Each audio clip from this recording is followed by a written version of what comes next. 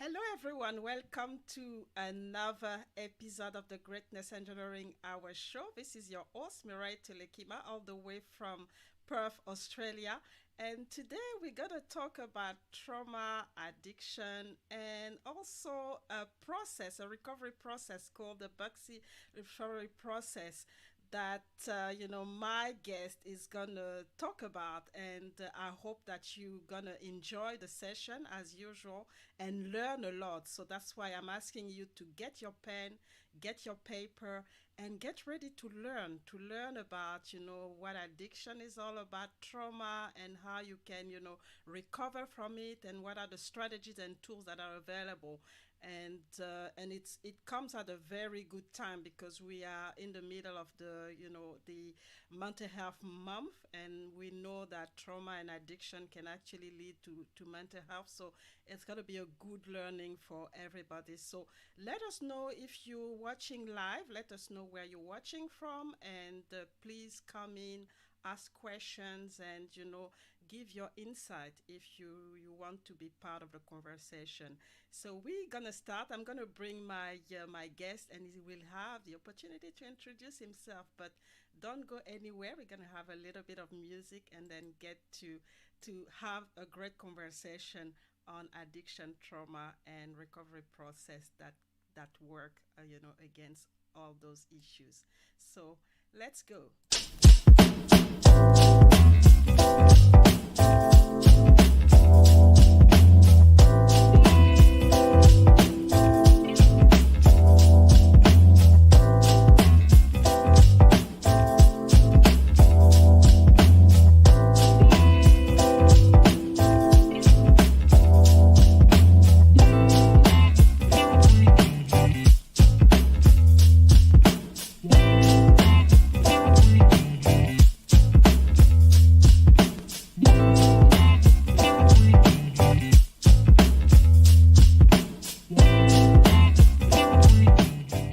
To another episode of the Greatness Engineering Hour show, the show that is brought to you by the Mirai Telekima Global Leadership Organization. Feel is important is if you just look at the word compassion, when it's behavior, it's something that can be learned, and it is something that we can embody through habits and through our daily actions. Like, what can I do now with this all experiences that that I have?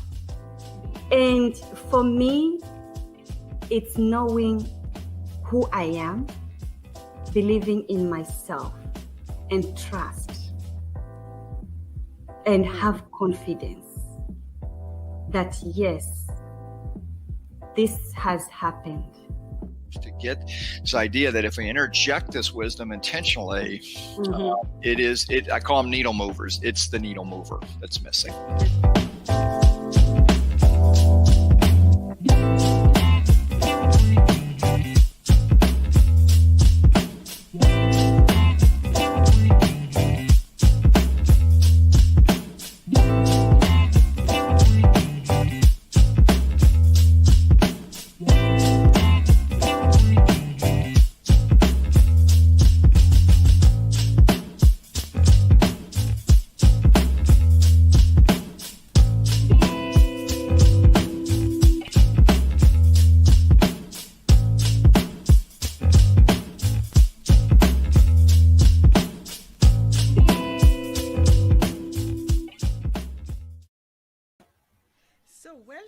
Welcome to the Greatness Engineering Hour. So, Dr. SAF BUXY, and it's a pleasure to have you on my platform and to talk about a subject that is quite crucial right now with, what's going on with the pandemic, but also, all the uncertainty that we've been, used to the last few years. So before we get to start this, important conversation, just want you to let us know who you are and anything that you feel like the audience needs to know about you. But thank you very much. But before we start, man, that music was funky. I was just dancing. It was like a bit of jazz in there. I love that. What introduction? That is. I need to get some tips from you for my show. That was wonderful, and I was like bopping my head and Thank you very much. Good. It means that the energy is gonna be Wow. good, so that's Well, and you know, I was feeling a bit down earlier before I joined the show because I've had a few things going on in my life, and that music sort of reinvigorated me, and that's so beautiful. That's what music can do, right? So it's thank you, look, thank you for having me. It's I'm so grateful to be on this wonderful platform, the Greatness Engineering Hour show. I mean, I love everything about this show. I've watched a couple of your shows, and it's you know what it is. It's we all share the same the same vision, the same love, and we have a commonality where we try and help each other grow. We help educate each other, and we try and help people learn something new. And that's what I'm about. So I feel humbled, and I feel pleasured to be here in your presence. So thank you very much for inviting me. Myself, my name is SAF. From drug addict to doctorate, I'm now Dr. SAF BUXY, and that's where life can take you when you come out of the madness, which is of course the title of my book. Well, you can see it's called Out of the Madness. So in addition to being an author, I'm a social behavioral and human behavioral coach and mentor. I specialize in addiction and trauma and mental health as well. I've been blessed because since I came into recovery, which was a few years back, I was entrapped and ensnared in addiction, and I came into recovery, and I read a lot. I studied a master's in addiction psychology. I started reading journals from the leading pioneers in social behavior, in human behavior, in mental health, in addiction in particular. We're talking Dr. Gabor Mate, Dr. John Demartini, TJ Woodward, who's a great friend of mine, who I do a show with once a month on a Tuesday night, UK time, 6 p.m. It's on Facebook and YouTube, of course. He was recently on a platform, yesterday, he was on a platform with Russell Brand. So these are the kind of people that I try to mix with and try to learn from. And I embraced recovery so much that I got involved in the services. So not only I'm an addiction specialist and a social behavioral coach, I've got my own, I had a TV show on Sky TV in the UK, which was called Men's Talk, which is dedicated to men's mental health and men's well-being. And it was something that was needed, and the producer felt that I would be a good fit for that. Prior to that, I had a radio station, but I do a lot of talks globally. I have my own workshops, and I have my one-to-one clients. And I'm also involved in a charity called Healing for the Nations. The founder, Dr. Tanya Simmons, is a great friend of mine as well, which is great. We try and make a difference in the world, but I'm also a global ambassador for so many other organizations, because I believe that if we can all work together, if we can all work as a collective, if we can all work in communion, we have the best chance to try to make a difference in the world. So there's a lot of things that I do. There's a lot of strings to my harp, but I'm grateful that, one, I survived the addiction trauma that I went through, and two, that I'm alive. I'm alive to be able to do as much as I can for humanity in every shape or form. But yeah, my experience personally, vocationally and academically is social behavior and addiction. But I think, sometimes we don't really understand what those two, terms are, especially, the link between the two.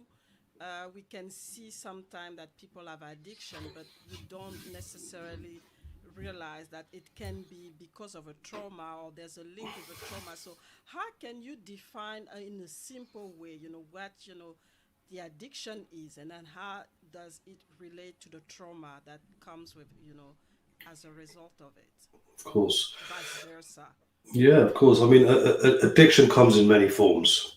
That's the first thing I want to make, I want to put across. I mean, people have this preconceived impression that addiction is, an addict is someone who is homeless, who has pitiable hygiene, who does a lot of crime. That's not always true.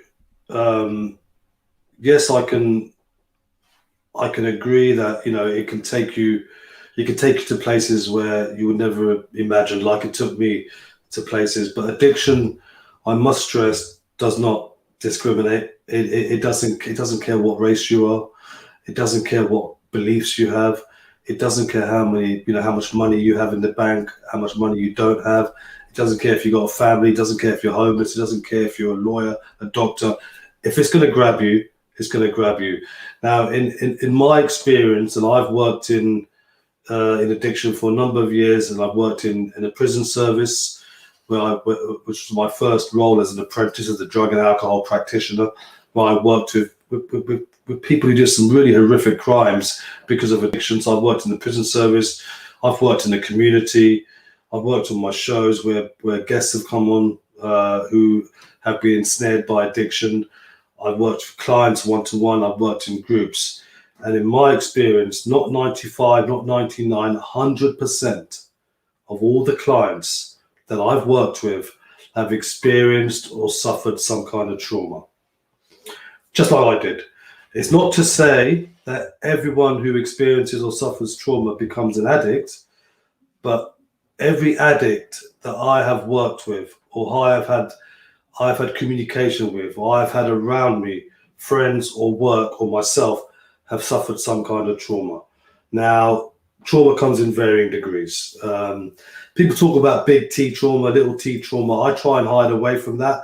Trauma's trauma. And if it's personal to you, it's personal to you. And what I've also come to learn is that trauma is not about the event itself. It's about how the event itself made you feel. What did it do to you? What happened to you from the event? What experiences mentally did it do to you from the actual event? Of course, the event's a big part of it, because without the event, you wouldn't have these feelings. But it's more about the feelings from the event itself. And as I say, they come in varying degrees. People have this idea that trauma is, you know, it's either sexual abuse or something serious like that. Of course, that is trauma. But it can be anything from a loss of a family friend or a family member. It can be something from when you were growing up, where you were told that you were not good enough, where you were shouted at quite a bit, where you were pointed out, where you were humiliated. It can come in varying forms. Anything, when we're born, we are born spiritually perfect, and we have an essential truth about ourselves. It's later on all that is taken over.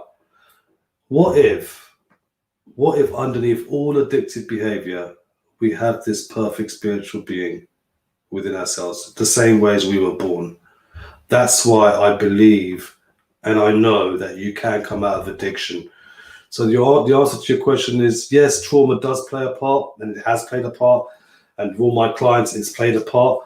But there are other factors that can also, can play a part. And I don't know all the answers. I don't know if it's genetics. It could be. I don't know if it's just about the environment. In my experience as well, some people who have been brought up in an environment where drinking, drugs, and that kind of lifestyle is around them, so they get, they become that lifestyle. So yes, trauma's one, environment's another, genetics can be another. But what I do know, that you can come out of addiction. And the process that I've created through many years of experience personally, of course, vocationally and academically, and the people I've studied, I brought together, called the BUXY recovery process. And I truly believe that if you apply my process, not only will it help you come out of addiction, it will help you come out of trauma, it will help you come out of low self-worth, low self-esteem, anxiety problems, absolutely everything. That's why I call it the BUXY recovery process, because I believe that everyone is recovering from something, and I can help you recover from something. And I've helped many people, thousands, and I'm grateful to do that, and I want to do more of that. And that's why I put this modality, this process together in the hope that I can change people's lives and help them come out of any kind of difficulties or challenges that they're coming through. And it must be a challenge, for people to admit, all that, they obviously, at some point we can see it, when we live with people who are addicted, but sometimes people are really, they don't go out to talk about, the problems that they have, and then when they start, the addiction and how, those problems make them feel. So how do we, as external people living with a potential people that are gonna be addicted, how can we help? Because it can also be a good thing for people to identify the different signs that can help the person not to go too deep into the addiction. And salvage them earlier than going through a full therapy.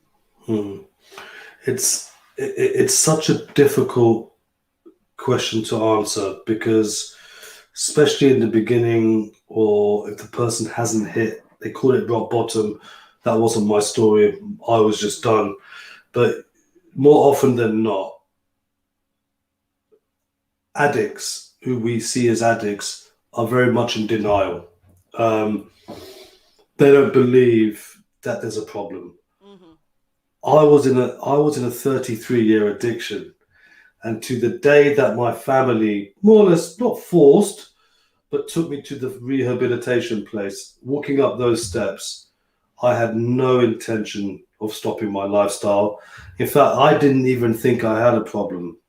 I was just doing it to keep them happy, to keep them sweet, to fly the flag, as I say, so I can continue my lifestyle. Yes, I knew there was a few things that I was doing, but that's the delusion.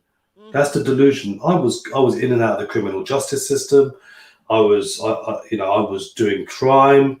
I was involved in the wrong kind of people. I was, addicted to cocaine, addicted to crystal meth. I was an alcoholic. And this whole thing was going on from 33 years back, from the age of 11, when I experienced serious trauma every day of my life for 6 years. Even after doing all that, even after overdosing once, 3 times, but one time in particular, I overdosed, right? I collapsed in a petrol station. I had a cocktail of drugs and alcohol. I think I had a bottle of vodka. I had an eighth of cocaine, a bag of crystal meth, and I had some MDMA that day. And I remember I was sweating so much, feeling dizzy, and I came out of the car, and the next thing I remember was waking up on the forecourt of the petrol station, with people around me saying, stay down, the ambulance is coming. The delusion, I got up, I said, ambulance, what? I got in my car, I drove off, and you know what I did? I drove to the drug dealer and got more drugs. Wow. That's how much denial and delusion where it can take you.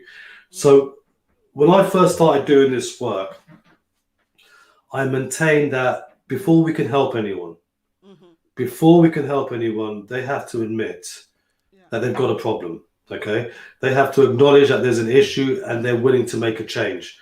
There's a famous fellowship modality called the 12-step program, and they're the first step to admit you got a problem. But since I've come into recovery, since I've done this work, and because my story is not that, it became that, but my story going up that stairs, not admitting I've got a problem, just doing it to keep my family sweet, my wife who I destroyed, my daughter who I destroyed, my son who I destroyed everyone who came in my path, including myself. I walked up those stairs, I went into the room where I met my first key worker. I don't know what happened, but I broke down for 20 minutes. And then I never touched a drink, drug, or even gambled. Gambling was a big part of my addiction as well. As I say, drink and drugs is not the only thing. Gambling is. Pornography is, which wasn't mine. Sex is, shopping is, mobile phones. Addiction comes in various forms. And it was that moment that I knew that I was done. And I just broke down for 20 minutes. So the way I look at it now is I've I've had people call me about their son or their daughter. I've had people call me about their brother or their friend. And whereas before I used to say to them, well, I still ask the question, have they admitted that they've got a problem? Mm-hmm. If they say yes, then great, let's meet up and let's work with them. If they say to me no, what I say to them is, come and see me, of course, free of charge. Come and see me. Let me have a chat with them. Mm-hmm. Because I think back to me when I first went to rehab, I didn't think I had a problem, but something happened. So in the hope that something happens with these people who don't believe they've got a problem, I try that. And because I know, because I've been there, they can't really pull wool over my eyes.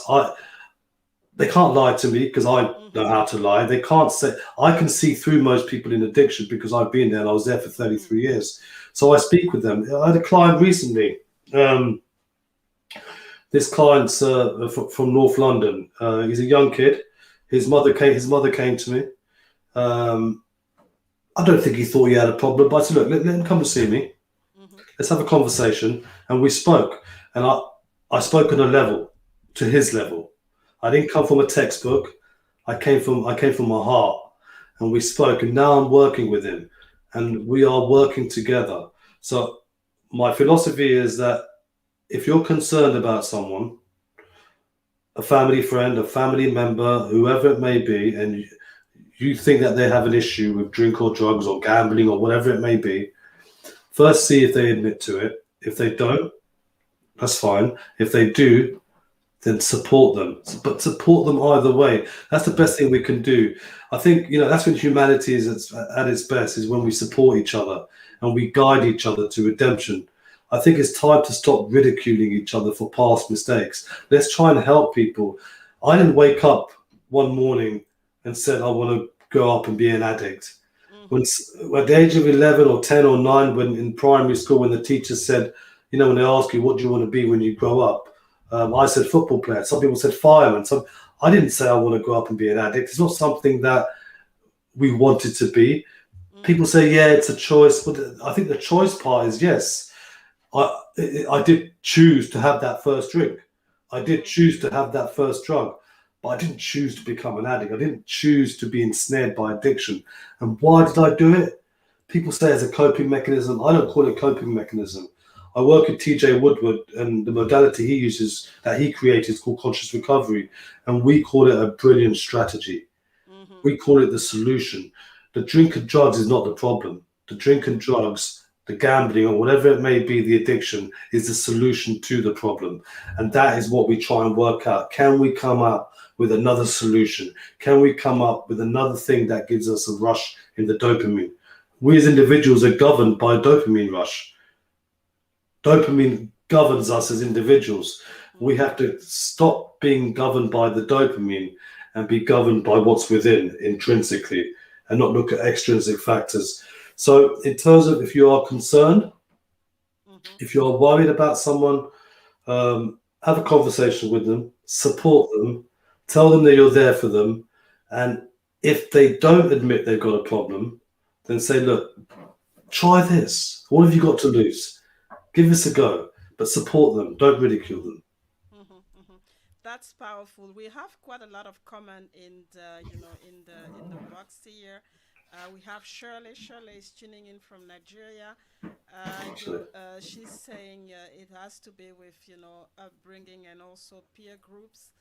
She's also adding that to come out any kind, first the person must admit, which you said just now, and that he or she needs help, and then talk to the right people that can truly help them. And that's exactly what you've just mentioned now. We have Pat. She's tuning from South Africa.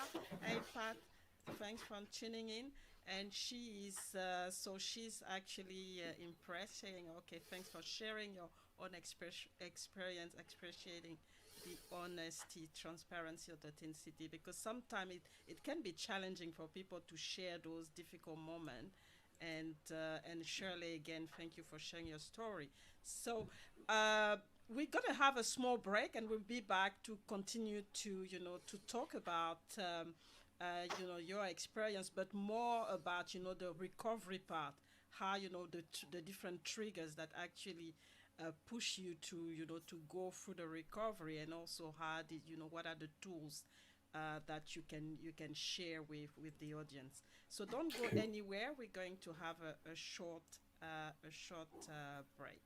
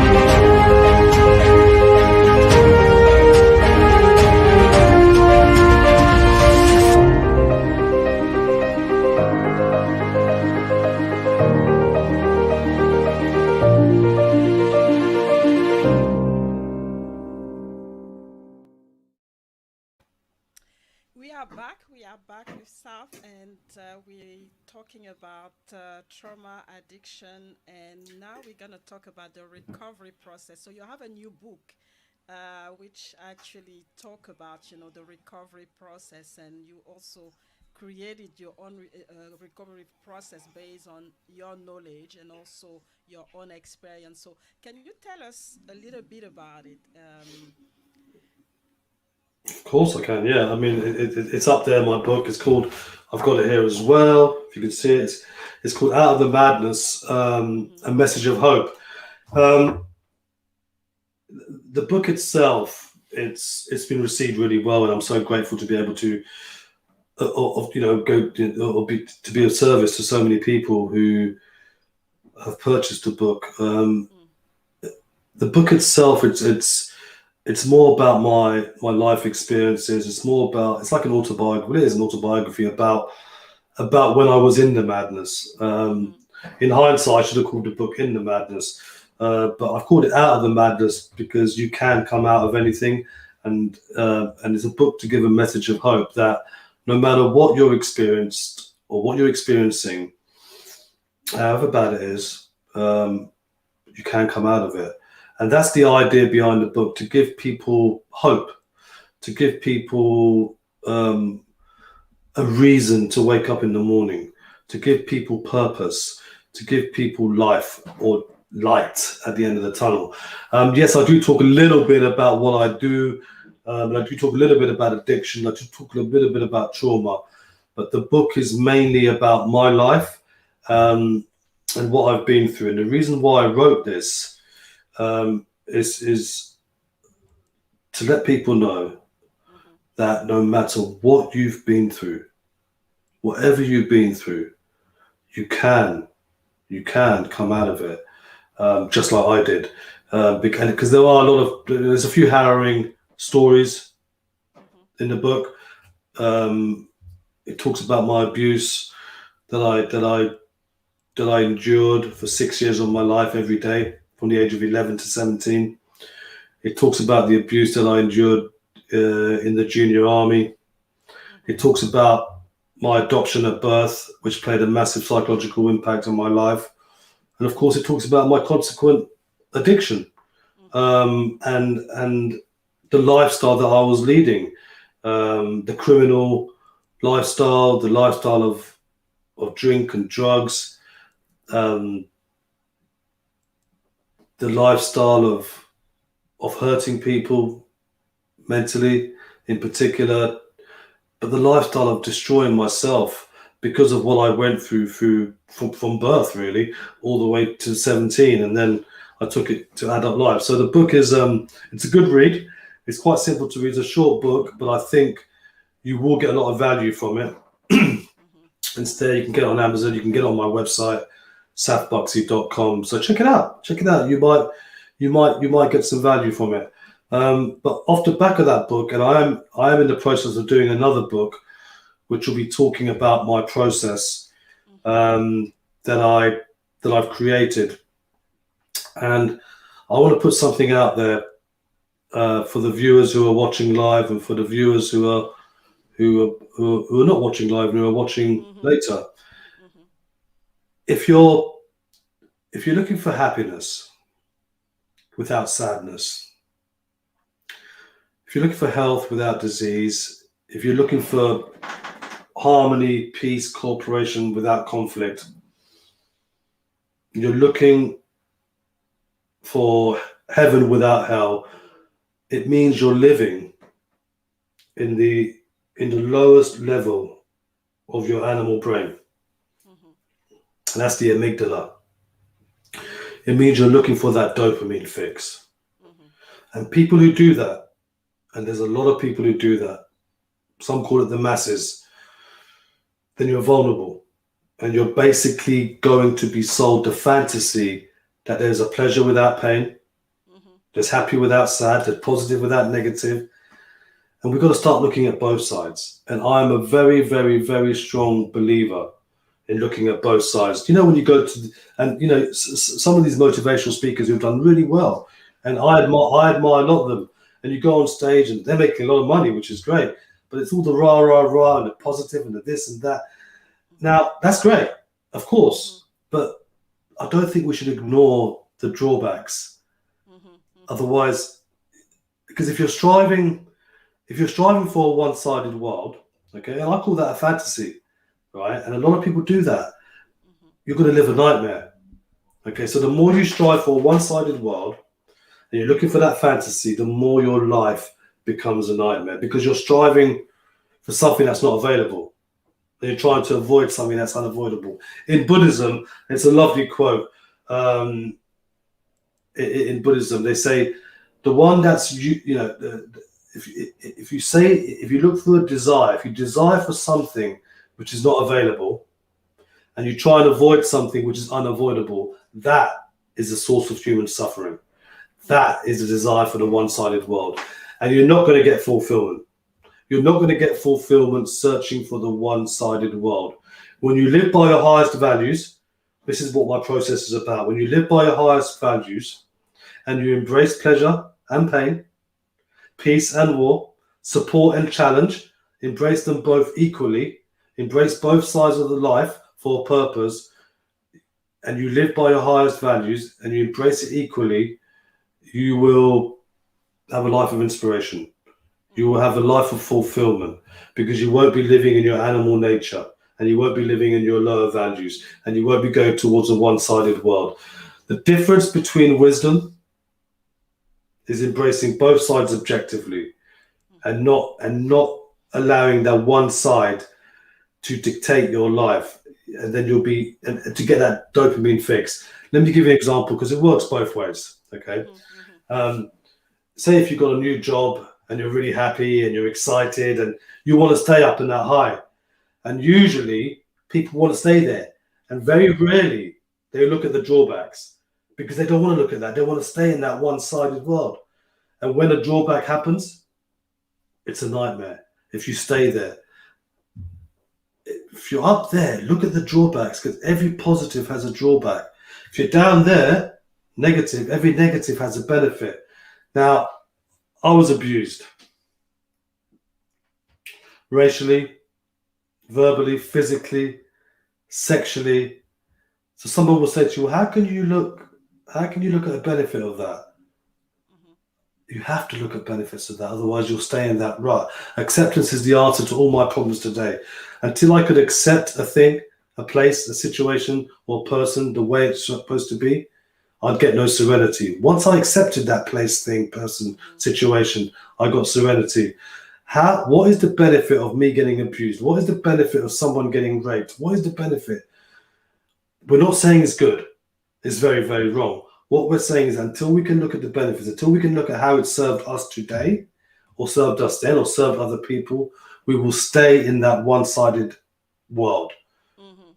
Okay, it was until I looked at the benefits. How does that benefit? It served me today by helping people who have experienced the same things that I did, and I try and give them the message of hope. That is what strives me, inspires me to try and inspire other people. And because I get to that level, I say thank you. I have a tear of gratitude that has happened to me. I'm not saying you have to go through that to do what I'm doing today. I'm not saying you have to celebrate what happened to me there. Of course not. It was very, very wrong. But until I look at the benefits of what happened, I will stay in that same situation, that same stagnant position, that same rut. I had to look at the benefits of the negative, and I look at the drawbacks of anything that's positive, and I bring it to an equilibrium. Until it's there, we'll either be living in one-sided world. It's like a magnet, yeah? There's no positive without a negative. Bang. Bring everything to an equilibrium. Look at both sides objectively. Only the foolishness of the animal behavior, yeah, which is the dopamine fix. We are governed by the dopamine. I've always said that the truth has never been in the hands of the masters. It's been in the hearts and mind of the masters. If you want to be a master, you have to live by your highest values. Wake up your executive center that has reason and foresight and embrace both sides of life objectively. Otherwise, you'll be vulnerable to the animal's behavior. And anytime you get addicted to a fantasy, you create a nightmare of your life. And this is the first part of the Buxy recovery process. When someone comes to me, we look at their highest priority values and we determine, because if we put someone on a pedestal, we start to try and live by their values. If we put someone on a pit, we expect them to live by our values. Never put anyone on a pedestal, never put anyone on a pit, put them in your heart.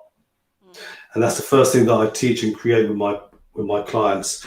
Once we can establish what your highest priority values are, then we can look at other things.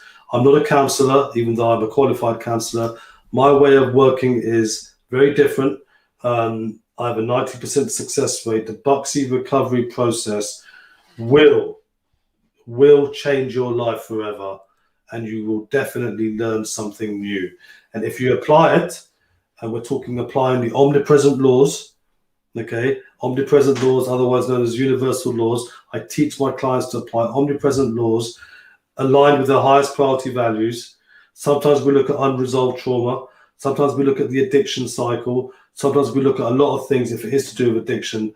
Once we can apply all this and work on it on a daily basis, that is when transformation happens. Sorry. No, well, I wanted to say that's really powerful because it's those are things that we don't know, and especially when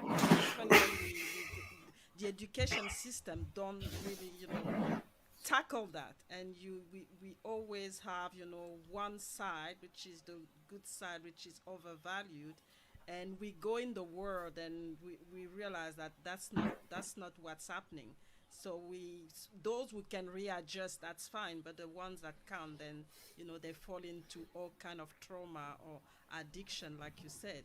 If you want to ground yourself, you have to embrace two sides of life. Then you won't set fantasies or create nightmares, and you'll be empowered, and you'll do something amazing with planet Earth, and that's amazing. This is transformation, not a positive or negative. You always have to have a balance in your life. If you want to be a master in life, embrace both sides of life. If you want to get caught in the animal cage, searching for something that's not available, trying to avoid something that's not avoidable, you'll be allowing your dopamine to run your life. And that's a nightmare. Fantastic. So we have some more comments from the ladies here. So we have still Shirley from Nigeria. Hi, Shirley, thanks for sharing your story of the world to help change others. This is amazing. We have Lilian. Lilian is joining from Switzerland. Thanks for sharing your story, and you're right. A coin has both sides. You cannot only be positive, and that's what we talked about. And Pat from South Africa, so she also focusing on the both sides. So there's the polarities. Embrace them with purpose and value. And that's also what we were talking about just right now. So you turn negative situation into positive situation, and now helping others You are worth celebrating. So you've been celebrating today, and that's powerful. We're gonna have another break, and we come back and continue this very insightful. I'm learning so much today. Very insightful conversation, which is really on time because we know how the world is. There's a lot of uncertainty, volatility, ambiguity, and people struggle to get this balance that you're talking about. But let's have a small break, and we'll be back later.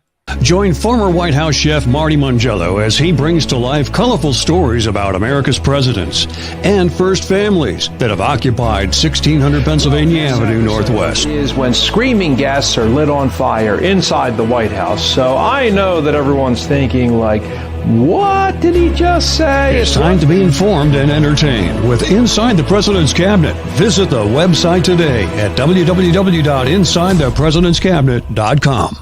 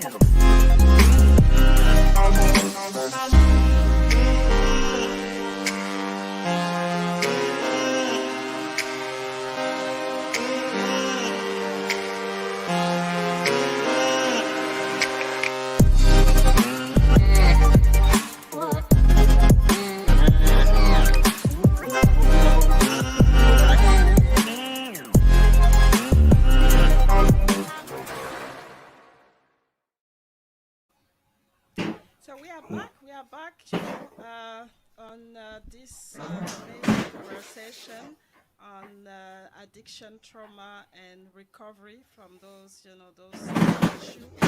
And I wanted to ask you, Saf, is yes, you can conquer your addiction, but is there any time when you get those trigger where you can relapse, and then how solid can you I know you go through you can go to rehab, but how strong are those recovery process for you to, when you go again in this environment, to not relapse? It's nearly unheard of that people don't relapse, and one of the reasons why people relapse after being in recovery for a certain length of time is complacency, and complacency is literally a killer. We think, oh, it's okay, we've cracked this. Maybe I can have one drink now. Maybe I can have one line. Maybe I can have a smoke of a bit of crystal meth. Maybe I can have a hit of heroin, whatever it is. And it doesn't work that way.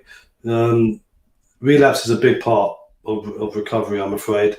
And sometimes, more often than not, in fact, people who do relapse, they hit it harder. And because their tolerance levels aren't like it used to be, you get a lot of deaths from overdose, in particular with heroin and other drugs like that. I mean, I have tried heroin, but that wasn't my main drug. My main drug was crystal meth and cocaine. And if I was to take the same amount of cocaine or crystal meth now, there's every chance that my heart would stop because my tolerance levels have totally decreased. So relapse is a big part. I remember before, and I said it in jest, someone asked me, what's your trigger? What was your trigger? And I used to say waking up. Now, of course, I didn't have a drink or drug immediately after I woke up, but sometimes I did. But the reason why I said that was trigger is because it's life. Life was my trigger because that's where my mindset was at the time. That's where I was as an individual. People who try and stop drinking alcohol, and I'm sure it's the same in Australia. I'm sure it's the same all over the world. You walk out your house. I mean, for me to go to the train station, I must go past three to four wine bars or pubs. I go past about 4 or 5 shops which sell alcohol. I go past posters on a bus stop, advertising alcohol, it's in your face because alcohol is a legal substance globally, apart from Saudi Arabia, and even then you can still get alcohol there. You can get alcohol anywhere, so it's everywhere. So the triggers are there all the time. The way to work through this is to get to a spiritually fit condition. And once you're in that spiritually fit condition and you do the work on a daily basis, when I first came into recovery, someone said to me, there's only one thing you have to change. And I said, what? And he said, everything. And I know that's more than one thing, but he was trying to make a point. He was trying to make a point that you have to change everything. And that's what I did. And I embraced recovery. Now, when I first came in, I said to myself, I wish I could have had just one drink. I wish I could have had the odd spliff now and again. Now I'm so far into my recovery and I'm so spiritually fit, and long may it continue because I have to do the work every day. I don't wish I could have one drink because I don't want it. My life is so wonderful today. It's in fact, it's brilliant that I don't even wish that I could have had one drink or not a drink, because you've got to have purpose in life. You've got to have a reason to wake up in the morning. You've got to have connection. I don't even call it addiction anymore. I call it bonding. I call it connection, because that is what I used to connect with things at that time. Now I don't use drink or drugs to connect. I don't have to use that. I have other things that I connect with. Life is wonderful today. And this is a lifelong program. Once you take your foot off the gas, there's every chance that you will relapse. Every chance. You've got to keep on doing the work for the rest of your life and start this new way of life. When I came into recovery, I only came in to give up drink or drugs. I changed my whole life totally. I became an honest part of society. I became someone that I never thought I would become. As I said, I'm a doctor now. I would never have thought that. I mean, I remember when I went to get the doctorate, it was quite embarrassing. I'm thinking, what am I doing here? Do you know what I mean? A few years ago, I was in a stairwell in East London on the same road where the Craig twins, the infamous British gangsters, used to live, smoking crack and crystal meth with people around me that I would not normally associate with myself. And all these years later, I'm getting a doctorate and I'm wearing this funny hat, which we have to wear as doctors, getting my doctorate, doing work with society, helping people around the world as much as I can through the Healing for the Nations charity, talking globally, writing a book. This is where sobriety has taken me. It's a better life. It really is. I wake up in the morning feeling fresh, feeling reinvigorated, reassimilated, rejuvenated. It's wonderful. But relapse is a big part. Once you take your foot off the gas, once you stop doing what you're doing, once you become complacent, there's every chance you'll relapse. The trick is to keep on doing what you're doing until you get to a spiritually fit condition, until you come back to your essential self, to who and what you were. Then there's every chance that you can stay on this beautiful path like I am. Fantastic. It is such a powerful conversation, and I know that a lot of people appreciate right now. There's a comment from Pat. After coming out of rehab, can you share some of your experiences on acceptance in family, extended family? And is it a question, Pat, or is it a statement? So I think that's what you're doing, is really sharing, your experience, sharing to help actually, to make sure that people don't, make the same mistake. And that's an important part of the process. So how do people, connect with you? Because obviously we can't talk about everything today. For those who want to continue to have this conversation, or even, inquiry for your service, how do they get, in contact with you? And is there any program that is coming up that can, be beneficial to anybody that is listening? Of course, I mean, there's many ways to contact me. I think the best way is probably through my website, which is www.safbuxy.com. I'm on social media. I'm quite active on social media. The Buxy Recovery Process group you could find on Facebook. Dr. SAF BUXY is my page. You can find me on there as well, and you got a lot of information there. But on the website, there's a link where you can get in touch with me, and I will definitely get in touch with you. I have a workshop coming up in June. I'm yet to finalize the date. I try and keep the numbers quite small so people can get the most value from it. And the workshop will be about the Buxy recovery process. So if you want to inquire about it, it's a great show. It's a great workshop. It's a great start, and then we can maybe work together thereafter if you get some benefit from it. But it's a great. You'll definitely find some kind of value from it. So yeah. So through my website, of course, my book has a lot of information about me, which you can get again through the website, through Amazon. I'm on YouTube. Just type my name in. I have my show every Tuesday at 6 p.m. UK time called Universal Recovery. And I'm about. Just type my name in, SAF BUXY, Dr. SAF BUXY, and Google it, and you'll find ways to get hold of me. But yeah, the website's probably the best place. And if there's any way I can help you, I'll do my best to. Fantastic. Any last word for the audience before you leave? A word of inspiration or anything that you feel like it's important for us to to go with after we close the door on this platform today? Yes, well, there's a few things I thought you'd never ask. No, there's a few things I'd like to say. I want everyone to take this on board. There is a universal intelligence that exceeds human understanding. All humans have an innate desire to learn, grow, and achieve their soulful purpose.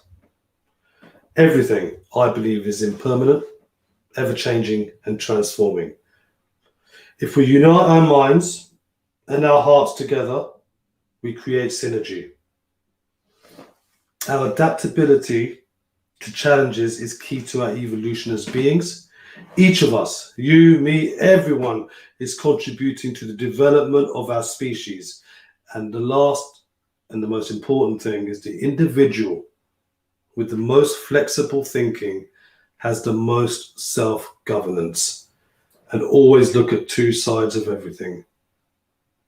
That's it. That's it. So this balance is very important. I hope the audience is clear about it, having this balance on the negative and the positive. Don't, have the imbalance, because that's what cause, those situations where we resort to addiction to get, to try to get the balance. But, it's been a very, very good conversation, and I thank you for your time and for, sharing your story honestly and opening up to us. And that's really fantastic. And so I wish you a great day, great end Thank of the you. day. Thank you. And also gonna try to find the book and read it, because your story is really inspiring. Like you said, going from where you were to now being a doctor and being, and giving this wisdom to us is just amazing. So fantastic. And thank you very much. Thank you for everybody that was able to tune in and participate today. I hope you've enjoyed it. And so we have Pat saying thank you, Mireille, and Saf, great session. Thanks, Pat, for tuning in. And I will be back next week for another episode of the Greatness Engineering Hour show. Thank you so much. Have a great day, everybody. Bye-bye. And see you next time.